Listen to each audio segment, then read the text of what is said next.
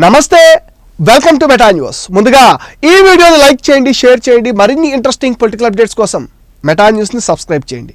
ఇక మ్యాటర్లోకి వస్తే, ఒకప్పుడు ఇద్దరు ఒకటే పార్టీ. జగన్ అంటే ఇద్దరికి ప్రాణం, అభిమానం. కానీ ఇప్పుడు బాలినేని వర్సెస్ చెవిరెడ్డిగా రాజకీయం మారిపోయింది.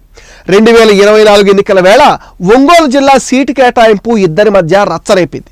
చంద్రగిరిలో ఉండే చెవిరెడ్డి భాస్కర్ రెడ్డిని తీసుకొచ్చి జగన్ ఒంగోలులో పోటీ చేయించారు. తన సిట్టింగ్ స్థానం ఉమ్మడి చిత్తూరు జిల్లా చంద్రగిరి నుంచి తన కుమారుడికి టికెట్ ఇప్పించుకోగలిగిన చెవిరెడ్డి భాస్కర్ రెడ్డికి ఊహించని రీతిలో ఒంగోలు ఎంపీగా పోటీ చేసే అవకాశం దక్కింది. వైఎస్ రాజశేఖర్ రెడ్డికి అనుంగ శిష్యుడైన చెవిరెడ్డి భాస్కర్ రెడ్డి వైఎస్ మరణం తర్వాత జగన్కు దగ్గరైపోయారు. చంద్రగిరిని తనకు అడ్డాగా మార్చుకున్నారు. సీనియర్ నేత గల్లా అరుణ్ కుమార్ని ఓడించడం ద్వారా చెవిరెడ్డి సీఎం జగన్ దృష్టిలో పడ్డారు.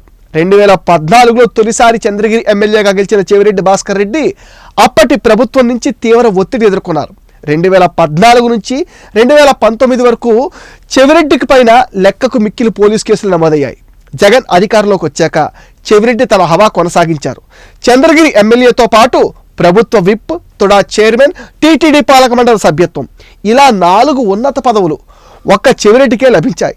చంద్రగిరిలో కంఫర్ట్గా ఉన్న చెవిరెడ్డి ఇదే అదునుగా భావించి వారసుడు మోహిత్ రెడ్డిని చంద్రగిరి బరిలో నిలిపారు. మాజీ మంత్రి బాలినేని శ్రీనివాసరెడ్డితో పాటు సీఎం జగన్ బాబాయ్, వైవి సుబ్బారెడ్డి లాంటి ముఖ్య నేతలు ఉన్న ఉమ్మడి ప్రకాశం జిల్లాలో ఒంగోలు ఎంపీ సీట్ను చెవిరెడ్డికి ఇవ్వటం అక్కడ నేతలకు అస్సలు మింగిపడలేదు. ప్రకాశం జిల్లా రీజనల్ కోఆర్డినేటర్గా చెవిరెడ్డి భాస్కర్ రెడ్డి నియామకాన్ని అస్సలు జీర్ణించుకోలేకపోయారు బాలినేని. కూటమి వేవ్లో ఒంగోలులో ఇటు చెవిరెడ్డి, చంద్రగిరిలో అటు మోహిత్ రెడ్డి కూడా ఓటమి పాలయ్యారు. చిత్తూరు జిల్లా అధ్యక్షుడికి ఒంగోలులో టికెట్ ఇస్తారా, అలా చేయడం నాకు నచ్చలేదని చెప్పానన్నారు బాలినేని. తన అడ్డా లాంటి ఒంగోలులో బాలినేని కూడా ఘోరంగా ఓటమి చవిచూశారు. ఈవీఎంల్లో అవకతవకలు జరిగాయని కోర్టుకు కూడా వెళ్లారు. ఈలోపే వైసీపీకి రాజీనామా చేసి బాలినేని పార్టీ మార్పుపైన కీలక నిర్ణయం తీసుకున్నారు. సెప్టెంబర్ 26న బాలినేని శ్రీనివాసరెడ్డి జనసేన పార్టీలో చేరారు. బాలినేనితో పాటు వైసీపీకి రాజీనామా చేసిన మాజీ ఎమ్మెల్యేలు సామినేని ఉదయభాను, కిలారి రోసయ్య జనసేన పార్టీలో చేరిపోయారు. పార్టీని బలోపేతం చేసేందుకు కృషి చేస్తామన్నారు బాలినేని. తాజాగా విద్యుత్ ఒప్పందాల లంచం వ్యవహారం బాలినేని వర్సెస్ చెవిరెడ్డిగా మారింది. అర్ధరాత్రి నిద్రలేపి విద్యుత్ ఒప్పందాలపై సంతకం చేయమన్నారని మాజీ మంత్రి బాలినేని జగన్ పైన ఆరోపణలు చేయడంపై చెవిరెడ్డి ఫైర్ అయ్యారు.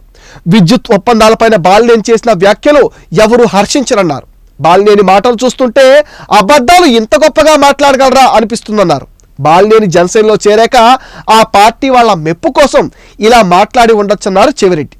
వైఎస్ జగన్ను తిడితేనే జనసేనలో మెచ్చుకుంటారని బాలినేని మరింత దిగజారి మాట్లాడుతున్నారన్నారు.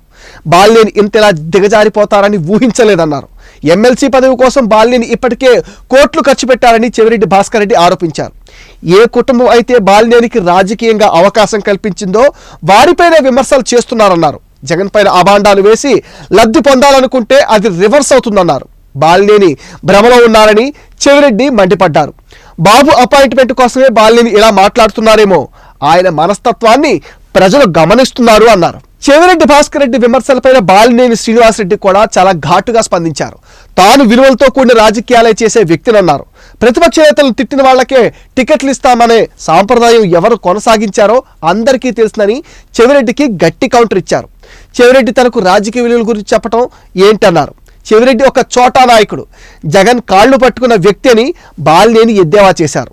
ఒంగోలులో మాగుంట శ్రీనివాసరెడ్డికి కాకుండా చెవిరెడ్డికి ఎంపీ సీటు ఎందుకు ఇచ్చారని బాలినేని నిలదీశారు. కేవలం చెవిరెడ్డి మాదిరి భజన చేయలేదనే ఆయనకు సీటు ఇవ్వలేదన్నారు. చెవిరెడ్డి అమెరికాకు వెళ్ళి ఏం చేస్తున్నాడో తాను గుట్టు విప్పితే ఆయన పరువు పోతుందన్నారు. చెవిరెడ్డి చేసిన ఆరోపణల్ని నిరూపిస్తే తాను ఆత్మహత్య చేసుకుంటానంటూ బాలినేని సవాల్ విసిరారు. ధైర్యం ఉంటే చెవిరెడ్డి భాస్కర్ రెడ్డి బహిరంగ చర్చకు రావాలని బాలినేని సవాల్ విసిరారు. పార్టీ రీజనల్ కోఆర్డినేటర్గా పనిచేస్తూ కందుకూరు, సంతనూతలపాడు నియోజకవర్గాల్లో నువ్వు చేసిన అవినీతి అక్రమాలు బయటకు తీయమంటావా చెవిరెడ్డి అని బాలినేని ప్రశ్నించారు. చెవిరెడ్డిది చిత్తూరు జిల్లా అయ్యుండి కూడా ఒంగోలులో జగన్ అండతో చేసిన బాగోతాలు ప్రజలకు తెలుసునన్నారు బాలినేని. మొత్తం మీద అటు బాలినేని ఇటు చెవిరెడ్డి మాటల యుద్ధంతో రాజకీయాలు మరింత వేడెక్కాయి. ఇది మెటా న్యూస్ అప్డేట్. ఈ వీడియో పైన మీ విలువైన ఒపీనియన్ని కామెంట్ సెక్షన్లో పోస్ట్ చేయండి. మీరు ఇచ్చే కామెంట్స్తో మరిన్ని ఇంట్రెస్టింగ్ వీడియోస్ మీకు అందిస్తాం. ఫ్రెండ్స్, మీరు ఇచ్చిన సపోర్ట్తోనే మేము 100K రీచ్ అయ్యాం. మీ సపోర్ట్ని మరింత ఎక్స్టెండ్ చేస్తారని మనస్ఫూర్తిగా ఆశిస్తున్నాం. Please support meta news. Please subscribe meta news.